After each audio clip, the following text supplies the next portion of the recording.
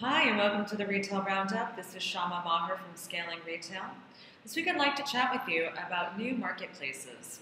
Oftentimes when starting a company, we tend to either create things out of creative ambition.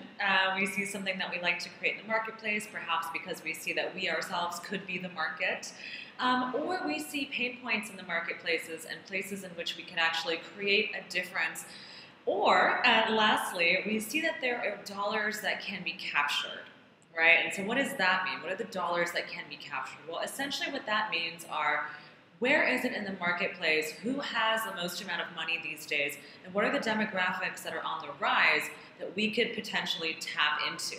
Now, it doesn't mean it has to take creative ambition out of it, but it does mean that we can think about the products we create and create them based on demographics that have stronger purchasing power.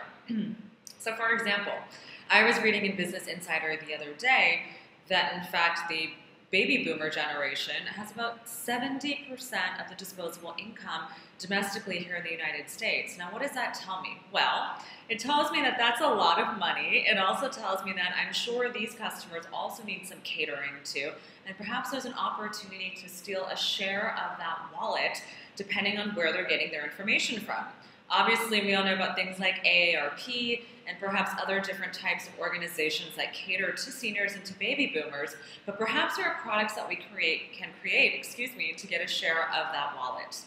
You know, other markets that I was looking at include the Hispanic community, right? Turning into a multi-trillion-dollar business by the year 2015 as reported by Bloomberg. Now, a lot of different businesses such as Kmart and Target and Kohl's are coming out with products and advertisements that are strongly gearing themselves towards this Hispanic market.